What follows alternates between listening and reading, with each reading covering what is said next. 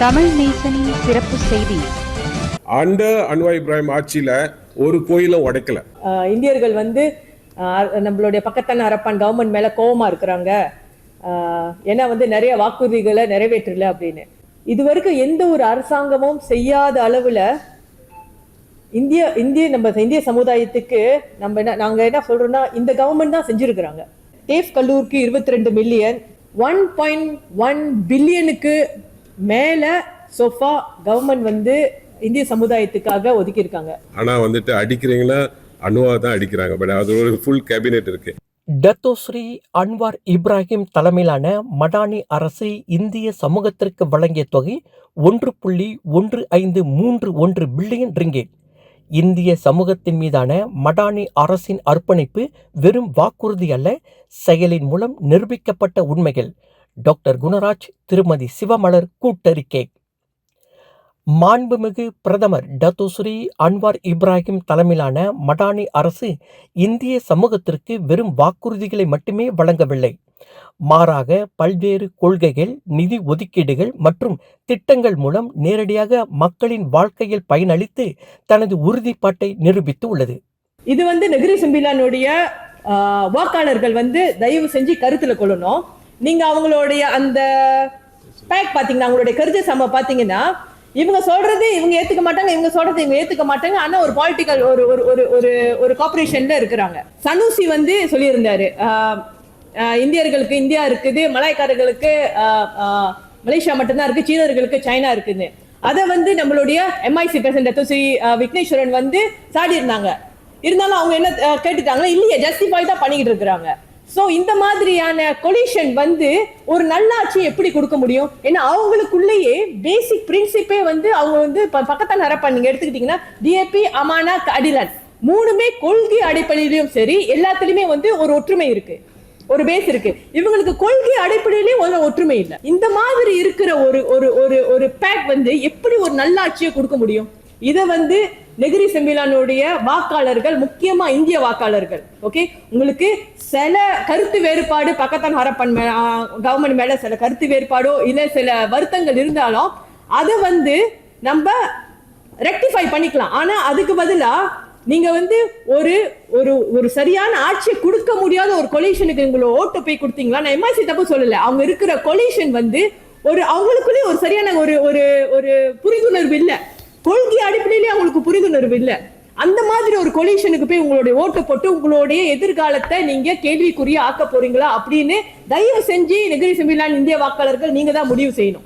ரொம்ப ஆதங்கம்லாம் இருக்கு, மக்களோட ஆதங்கம் ரொம்ப இருக்கு. அதில் ரொம்ப lot of matters have been cleared, but at the same time we thought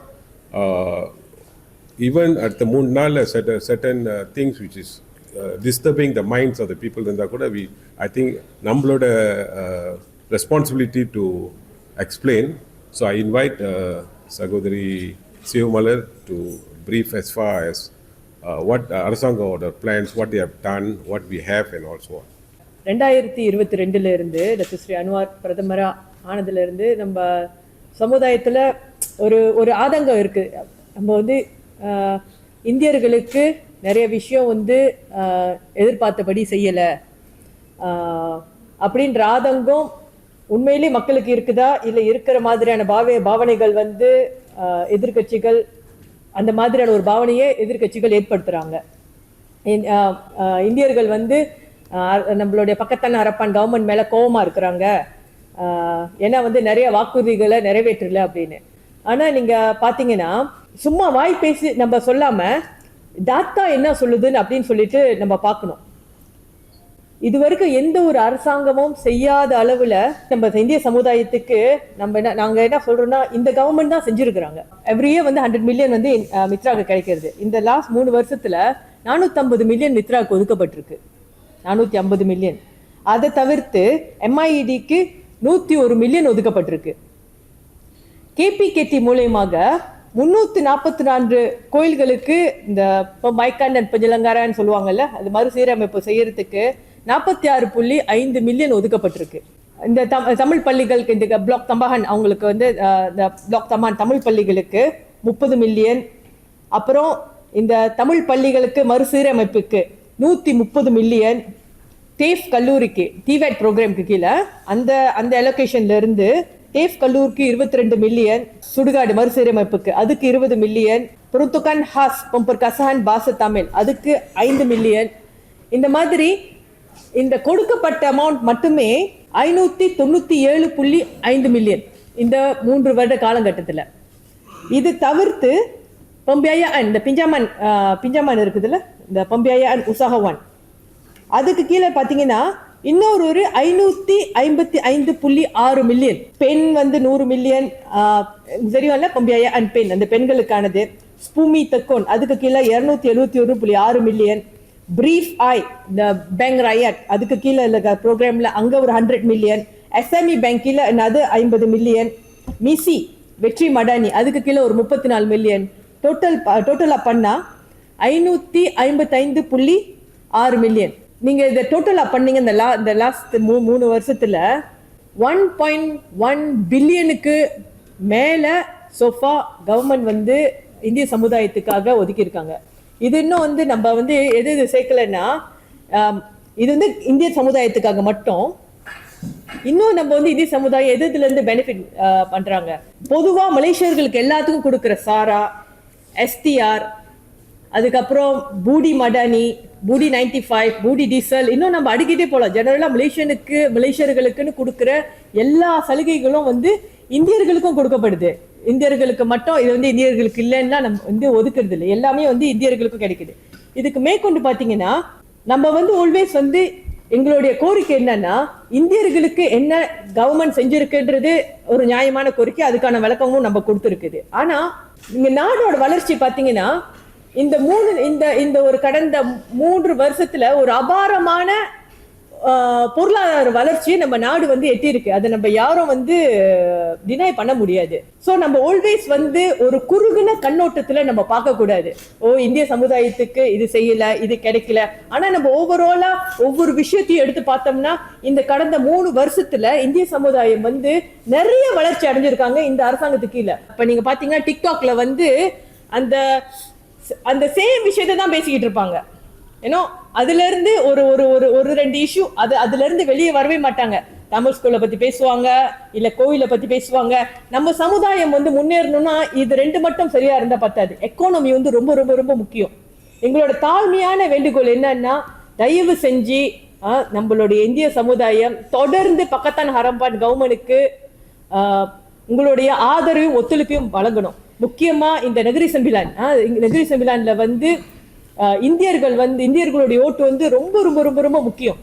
Dato Sri அமீனுddin வந்து இந்த நகரி சம்பிலான்ல அவருடைய ஆட்சி காலத்துல எவ்வளவு நல்ல விஷயம் செஞ்சிருக்காரு. பக்கத்தான் ஹரப்பானுடைய ஆட்சியில பினாங் அரசாங்கத்தை எடுத்துக்கோங்க, ஸ்லேங்கோ அரசாங்கத்தை பத்தி சொல்லவே வேணாம். ஸ்லேங்கூர் அரசாங்கத்தை எடுத்துக்கோங்க, நகரி சம்பிலான் அரசாங்கத்தை எடுத்துக்கோங்க. எக்கானமிக் growth வாய்ப்பும் சரி, ரிசர்வும் சரி, முந்தைய கவர்மெண்டை விட மிக சிறப்பாக தான் இருக்கு நம்மளுடைய அச்சீவ்மெண்ட் எல்லாமே. ஸோ இந்த சின்ன சின்ன விஷயங்களே டிக்டாக்ல பேசிட்டு இருக்க விஷயங்களை தயவு செஞ்சு பெருசுப்படுத்தாம ஓவரால் கவர்மெண்டோட பெர்ஃபார்மன்ஸ் எப்படி இருக்குதுன்னு எல்லாரும் கொஞ்சம் சிந்திக்கணும். ஏன்னா எக்கானமி ஸ்ட்ராங்கா இருந்தா மட்டும்தான் நம்மளுடைய வாழ்க்கை தரம் முன்னேறும். நம்மளுடைய மாணவர்களுக்கு இப்ப நம்ம வந்து ரிங்கெட் ஸ்ட்ராங்கா இல்லைன்னா நம்மளோட பிசினஸ், நம்ம இந்தியர்கள் வந்து நிறைய பேர் பிசினஸ் செய்யறாங்க. எக்கானமி ஸ்ட்ராங்கா இல்லைன்னா, இல்ல நம்மளுடைய கரன்சி ஸ்ட்ராங்கா இல்லைன்னா நம்மளுடைய பிசினஸ் தான் பாதிக்கும். அங்க ஆட்சி செய்யறவங்க ஒரு பிரதமரா இருக்கட்டும், ஒரு முதலமைச்சரா இருக்கட்டும், எந்த அளவுக்கு அந்த ஒரு மாநிலத்தையும் சரி அந்த நாட்டையும் சரி பொருளாதாரத்து வளர்ச்சியில எந்த அளவுக்கு அந்த குட் கவர்னன்ஸ் எப்படி இருக்குன்றத நம்ம சமுதாயம் சிந்திக்கணும். நம்ம சொல்றோம் இது வந்து அன்வாருடைய ஆட்சின்னு. நம்ம சிந்திச்சு பார்த்தோம்னா இது அன்வாருடைய ஆட்சி கிடையாது. 2022ல நம்ம வந்து ஒரு மெஜாரிட்டி கவர்மெண்ட் ஃபார்ம் பண்ணல. அதாவது அரசருடைய ஆணை கீழே அமைக்கப்பட்ட ஒரு கொலிஷன் கவர்மெண்ட். ஒரு பிரதமர் வந்து அவருக்குன்னு ஃபுல் 2/3 மெஜாரிட்டி இருந்தா மட்டும்தான் அவர் நினைச்சது அவர் செய்ய முடியும். ஒரு கொலிஷன் கவர்மெண்ட்ல இருந்துட்டு லாட் ஆஃப் லிமிடேஷன் இருக்குது. இந்த கொலிஷன் கவர்மெண்ட்ல இருந்துகிட்டே இந்த அளவுக்கு ஒரு நாட்டை மேம்படுத்தி எடுத்துட்டு போக முடியும்னா நமக்கு ஃபுல் மெஜாரிட்டி இருந்தா இன்னும் எந்த அளவுக்கு இந்த நாட்டை ப்ரோக்ரஸ் எடுத்துட்டு போக முடியும் எல்லாரும் சிந்திச்சு பார்க்கணும். நம்ம வந்து அன்வார் பிரதமரா இருந்தா கூட இது ஒரு கொலிஷன் கவர்மெண்ட். அதாவது அவருடைய கேபினெட்ல இருக்கிறவங்க எல்லாம் வந்து நம்மளுடைய பக்கத்தான் ஹரப்பான் மினிஸ்டர்கள் மட்டும் கிடையாது, அம்னோ மினிஸ்டருங்க இருக்கிறாங்க, ஜிபிஎஸ், ஜிஆர்எஸ், சபா சரவங்க எல்லாம் சேர்ந்து அமைக்கப்பட்ட ஒரு கொலிஷன் கவர்மெண்ட். அவருக்கு நிறைய லிமிடேஷன் இருக்கும். அதனால நம்மளுடைய இந்திய மக்களுக்கு திரும்பி எங்களுடைய தாழ்மையான வேண்டுகோள், நம்ம இந்திய மக்களுக்கு, இந்த இந்திய சமுதாயத்துக்கு இந்த கடந்த 3 வருஷத்துல நம்ம இதுல சொன்ன மாதிரி 1.1 பில்லியனுக்கு மேல ஒதுக்கீடு செய்யப்பட்டிருக்கு. எல்லாரும் தான், எப்படி மலேசியா ஒட்டுமொத்த மலேசிய மக்களும் வந்து இதனால பயனடைகிறாங்களோ அதுல இந்தியர்களும் அடங்கும். நம்ம வந்து வேற ஒரு நாட்டுல இல்ல, நம்ம இந்த நாட்டுல இருக்கோம். இந்த நாடு வளர்ச்சி அடையணும். குட் கவர்னன்ஸ் வந்து ரொம்ப இம்பார்ட்டன்ட். பொருளாதாரத்தை கரெக்டான பாதையில் எடுத்துட்டு போகணும். அந்த வகையில நம்ம வந்து நிச்சயமா இந்த 3 வருஷத்துல அன்வாருடைய தலைமை கீழே நம்ம நிச்சயமா சாதிச்சிருக்கோம் தான் நான் சொல்லுவேன். அதனால எங்களுடைய தாழ்மையான வேண்டுகோள், இந்த நெகிரி செம்பிலான் இந்தியர்கள் தயவு செஞ்சு நம்மளுடைய பக்கத்தான் ஹரப்பன் கவர்மெண்ட், நம்மளுடைய பக்கத்தான் ஹரப்பன் தலைமையிலான கூட்டணிக்கு உங்களுடைய ஆதரவு வழங்கணும். இந்த 1ஆம் தேதி 8ஆம் மாசம் உங்களுடைய ஓட்டுகளை தயவு செஞ்சு பக்கத்தான் ஹரப்பன் வேட்பாளர்களுக்கு வழங்கணும்னு மிக தாழ்மையா கேட்டுக்கிறோம். Datuk Sri Anwar is not representing Pakatan Harapan. It's a coalition government.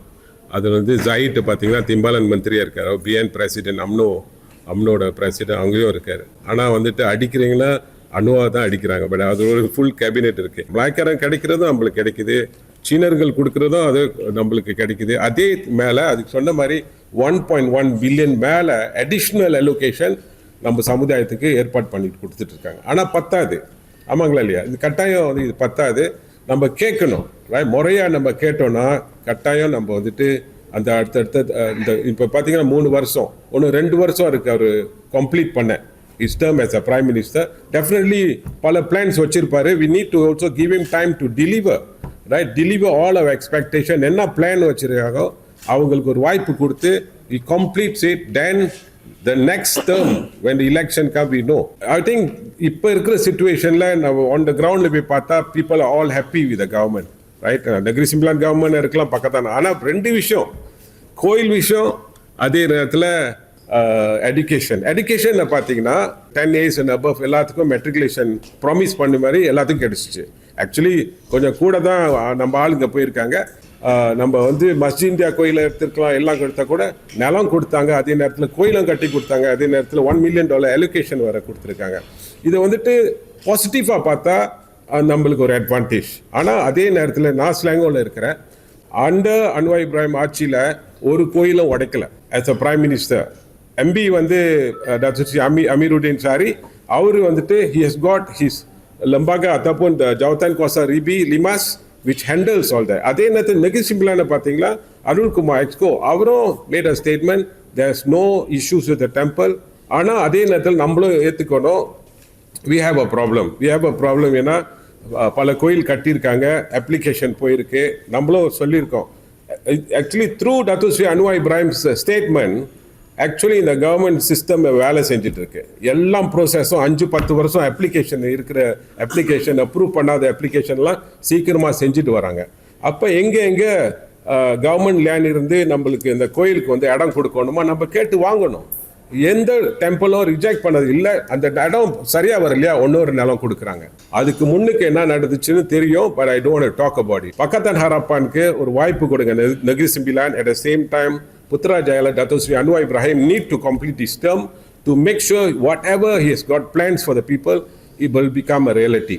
அது ரொம்ப இம்பார்ட்டன்ட். இந்த வர சனிக்கிழமை I hope Indians especially in Negeri Sembilan will continue to support Pakatan Harapan and also make sure Datuk Sri Aminuddin as a Menteri Besar அவர் பார்த்தீங்கன்னா இந்த 2 டேர்ம்ல 1 billion ringgit reserve சேர்த்து வச்சிருக்காரு. Usually போர்ட்டெல்லாம் ஸ்லாங்கோ பக்கம் நெகிரி சிம்பிளான்ல ஒரு பிளான் வச்சு ஒரு கட்டுறது. ஸோ ஒரு வேலை வாய்ப்பு ரொம்ப வரப்போகுது. நீங்க பாத்தீங்கன்னா Datuk Sri Aminuddin அவர் இந்த ஒரு 2 டேர்மா வந்து முதலமைச்சரா இருக்காரு, மந்திரி பசாரா இருக்கிறாரு. அவரை பத்தி ஒரு தப்பான நியூஸ் நம்ம கேள்விப்பட முடியாது. கரப்ஷனோ இல்ல பேர் என்ன மிஸ்யூசிங் இஸ் பவரா, இந்த மாதிரி ஒரு தப்பான விஷயம் அவரை பத்தி கேள்விப்பட முடியாது. அதனால தான் வந்து நீங்க பாத்தீங்கன்னா எதிர்கட்சிங்க அவரை பத்தி தப்பா பேசுறதுக்கு எதிர்கட்சிக்கிட்டே ஒன்றும் கிடையாது. இது நெகிரி செம்பிலான் வாக்காளர்களுக்கு சொல்ற விஷயம்.